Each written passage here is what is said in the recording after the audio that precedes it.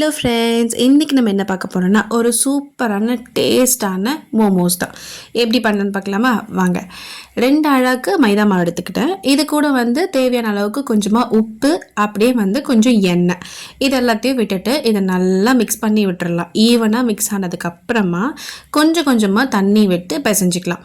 நிறைய தண்ணி விட்டு ரொம்ப சாஃப்டாக பிசைஞ்சிடாதீங்க. அதே மாதிரி ரொம்ப கம்மியாகவும் தண்ணி விட்டு பிசையக்கூடாது. ஸோ கரெக்டாக நம்ம பூரி மாவு எப்படி பிசையோமோ அந்த அளவுக்கு சாஃப்டாக பிசைஞ்சிக்கிட்டாலே போதும். இதை ஒரு 5 மினிட்ஸ்க்கு நம்ம ரெஸ்ட்டில் வச்சுக்கலாம். அதுக்கு மேலே லைட்டாக இந்த மாதிரி எண்ணெய் தடவிட்டு தட்டை போட்டு மூடி வச்சுருவோம். இதுக்கு இப்போ நம்ம ஸ்டஃபிங் ரெடி பண்ணிக்கலாம்.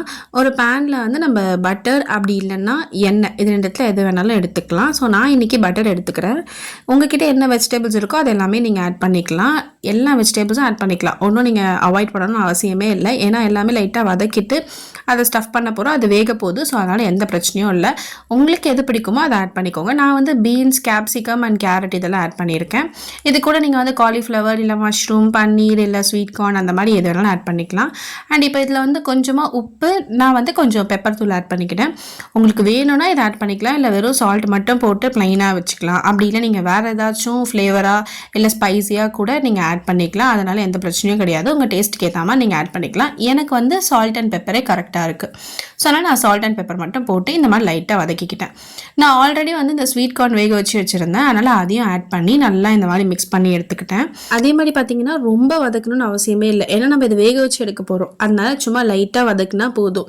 ஸோ இந்த அளவுக்கு வந்ததுக்கப்புறமா போதும், நிறுத்திக்கலாம். இப்போ பார்த்தீங்கன்னா நான் இதில் பன்னீர் ஆட் பண்ணியிருக்கேன். ஸோ இந்த பன்னீர் பார்த்தீங்கன்னா நானே ப்ரிப்பேர் பண்ணது. அண்ட் இதில் நான் லெமன் இல்லை வினிகர் இது ரெண்டுமே ஆட் பண்ணலைங்க. ஸோ அது இல்லாமல் தான் நான் இந்த பன்னீர் ரெடி பண்ணியிருக்கேன். எவ்வளோ சாஃப்டாக இருக்குது பாருங்கள். நான் இதை புட்டு காமிக்கிறேன் எவ்வளோ சாஃப்டாக இருக்குன்றத. அண்ட் அதே மாதிரி நம்ம பன்னீர் புர்ஜிக்கு எப்படி பண்ணுவோமோ அந்த மாதிரி இந்த பன்னீர் இந்த மாதிரி உதுத்து போட்டுக்கலாம். ஸோ இது மாதிரி போட்டுட்டு இதையும் நல்லா ஒரு தடவை மிக்ஸ் பண்ணி விட்டுக்கலாம். இந்த பன்னீர் ரொம்ப சாஃப்டாக இருக்கும், சூப்பராக இருக்கும். நான் இதோடைய வீடியோவுமே போஸ்ட் பண்ணியிருக்கேன். கண்டிப்பாக இந்த வீடியோவில் லாஸ்ட்டில் அட்டாச் பண்ணுறேன். அதையும் பார்த்து நீங்கள் ட்ரை பண்ணி பாருங்கள். இப்போ நான் ஆல்ரெடி பிசைஞ்சு வச்சுருந்தேன்ல அந்த மைதா மாவு இருக்குல்ல, அதை எடுத்து ஒரு தடவை நம்ம கையிலேயே இந்த மாதிரி ஃபுல்லாக பிசைஞ்சிக்கலாம்.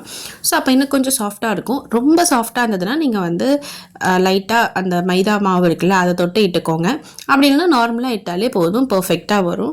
ஸோ இந்த மாதிரி நம்ம ரவுண்டாக இட்டுக்கலாம், கொஞ்சம் குட்டியாக இட்டுக்கலாம். பெருசாக இட்டுட்டிங்கன்னா ஏதாவது ஷார்ப்பான ஒரு ரவுண்டான ப்ராடக்ட் வச்சு அப்படியே கட் பண்ணி எடுத்துக்கலாம். ஸோ நான் கொஞ்சம் குட்டி குட்டியாகவே இதை இட்டுக்கிட்டேன். இப்போ பார்த்தீங்கன்னா இந்த மாதிரி கொஞ்சம் தின்னாக இருக்கணும், ரொம்ப தின்னாகவும் இருக்கக்கூடாது, ரொம்ப திக்காகவும் இருக்கக்கூடாது. இப்போ நான் இதை என்ன பண்ணிட்டேன்னா இந்த மாதிரி சென்டர் பார்ட்டை ரெண்டுத்தையும் ஜாயின் பண்ணிவிட்டு ஒரு சைடில் ஸ்டஃபிங் வச்சு இன்னொரு சைடை மூடிட்டேன். ஸோ இது ஒரு ஷேப், நமக்கு என்ன ஷேப் தெரியுதோ அந்த மாதிரியான ஷேப்ஸை இதில் ட்ரை பண்ணி பார்த்து கண்டிப்பாக நீங்களும் சாட்டிஸ்ஃபைடாக ஃபீல் பண்ணுவீங்க. ஸோ உங்களுக்கு என்னெல்லாம் ஷேப் தெரியுமோ அதெல்லாம் இதில் ட்ரை பண்ணி பாருங்கள். உங்களுடைய ஆர்ட் ஒர்க்கை இதில் காமிங்க, அவ்வளோ அழகாக வருங்க. ஸோ பர்ஃபெக்டாக நம்ம மாவு பிசைஞ்சிட்டா பர்ஃபெக்டாக நம்ம இஷ்டத்துக்கு எல்லாமே வரும். இது மாதிரி நம்ம ஸ்டஃபிங் கொடுத்துக்கலாம். நிறைய ஸ்டஃபிங் வச்சுட்டாலும் கஷ்டம், ரொம்ப கம்மியாக வச்சுட்டிங்கன்னா அதில் இருக்கிற மாதிரியே இருக்காது. இப்போ நான் பண்ணுறது ஆல்ரெடி எப்பவும் பண்ணுற மோமோஸ் தான். ஸோ இந்த மாதிரி பண்ணிக்கலாம்.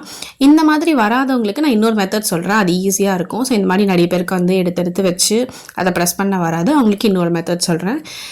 இது பார்த்திங்கன்னா நம்ம நார்மலாக இந்த பிள்ளையாருக்கு கொழுக்கட்டைலாம் பண்ணுவாங்கள்ல அந்த மாதிரி பண்ணிவிட்டு அதையே நல்லா இந்த மாதிரி ஸ்பூன் வச்சு சீல் பண்ணிவிட்டு அதுக்கப்புறம் ஒரு ட்விஸ்ட் பண்ணி ப்ரெஸ் பண்ணிக்கிறேன். ஸோ அது பார்க்க ஒரு டிசைனாக தெரியும். இது மாதிரி உங்களுக்கு எப்படிலாம் பண்ண வருமோ அப்படிலாம் நீங்கள் பண்ணிக்கோங்க.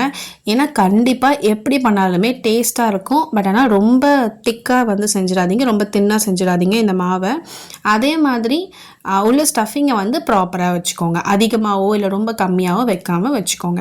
இப்போ நான் இதில் சீஸ் ஆட் பண்ணிக்கிறேன். இதுவுமே அவ்வளோ சூப்பராக இருக்குது. அந்த சீஸ் நம்ம ஸ்டீம் பண்ணுறதுனால நல்லா மெல்ட் ஆகி அவ்வளோ சூப்பராக இருக்குது. ஸோ இந்த மாதிரி நீங்கள் சீஸ் வச்சும் ட்ரை பண்ணி பாருங்கள், அவ்வளோ சூப்பராக இருக்கும். இதெல்லாம் இந்த மாதிரி ஸ்ப்ரெட் பண்ணிவிட்டு க்ளோஸ் பண்ணி சைடில் ஃபுல்லாக சீல் பண்ணிவிட்டு ஒரு ஸ்பூன் வச்சு இந்த மாதிரி ப்ரெஸ் பண்ணிக்கோங்க. அப்போ இன்னும் அது வெளியில் ஸ்டஃபிங் வராமல் இருக்கும். அதனால் நான் இந்த மாதிரி ஸ்பூன் வச்சு ஒரு தடவை ப்ரெஸ் பண்ணி விட்டுக்கிறேன். நீங்கள் மைதா பேஸ்ட்லாம் ரெடி பண்ணி அதை பேஸ்ட் பண்ணணும் அவசியமே இல்லை, கையில் ப்ரெஸ் பண்ணாலே போதும். அப்படி இல்லைன்னா இந்த மாதிரி ஒன்ஸ் நீங்கள் ஸ்பூன் வச்சு ப்ரெஸ் பண்ணி விட்டிங்கன்னா அது இன்னும் நல்லாவே சீல் ஆகிடும். இது பார்த்திங்கன்னா நம்ம நார்மலாக பார்ப்போம்ல அந்த மோமோஸோடைய ஷேப்பை, ஸோ அதுதான் இது. நான் ஆல்ரெடி பண்ணி காமிச்சல, அந்த மாதிரி பண்ண வராதவங்களுக்கு இது ரொம்ப ஈஸி மெத்தட். இந்த மாதிரி நம்ம உள்ளங்கையில் வச்சுட்டு அந்த ஃபிங்கர்ஸ்லாம் இப்படி க்ளோஸ் பண்ணாலே அது ப்ராப்பராக செட் ஆகிடும். ஸோ அதை அப்படி நம்ம ப்ரெஸ் பண்ணி விட்டுட்டா நம்ம நார்மலான மோமோஸ் ஷேப் வந்து ரெடி ஆகிடும். இப்போ நம்ம ரெடி பண்ணி வச்ச எல்லா மோமோஸும் வந்து நம்ம வேக வச்சு எடுத்துக்கலாம். அதுக்கு இட்லி குண்டானில் தண்ணி வைத்துட்டு அதை நல்லா சூடானதுக்கப்புறமா இந்த மாதிரி ஒரு இட்லி தட்டில் எண்ணெய் தடவிட்டு கொஞ்சம் ஸ்பேஸ் விட்டு அந்த மோமோஸ் வச்சுக்கோங்க. அப்படி இல்லைன்னா ஒட்டிக்கும். ஸோ அதனால் கொஞ்சம் ஸ்பேஸ் விட்டு வச்சுக்கோங்க. கண்டிப்பாக எண்ணெய் தடவிடுங்க. ஒரு 10 மினிட்ஸ்லேயே இது பர்ஃபெக்டாக ரெடி ஆகிடும். கண்டிப்பாக இது அவ்வளோ சூப்பராக இருக்குங்க. நீங்களும் ட்ரை பண்ணி பாருங்கள். உங்களுக்கு பிடிச்ச ஸ்டஃபிங்ஸ்லாம் வச்சு நீங்கள் ட்ரை பண்ணி பாருங்கள். அண்ட் இதை நான் பிரித்து காமிக்கிறேன் எவ்வளோ சாஃப்டாக, அதே மாதிரி உள்ளே இருக்க ஸ்டஃபிங் எவ்வளோ கலர்ஃபுல்லாக இருக்குன்னு. அது அப்படியே சுட சுட இருக்குங்க. இந்த மோமோஸ்க்கான ரெசிபி வந்து நான் கண்டிப்பாக ஷார்ட்ஸில் அப்லோட் பண்ணுறேன். அதை பார்த்து நீங்களும் ட்ரை பண்ணி பாருங்கள். ரொம்பவே சிம்பிள் அண்ட் ஈஸி தான். அண்ட் ஸ்பைஸியாக சூப்பராக இருந்துச்சுங்க.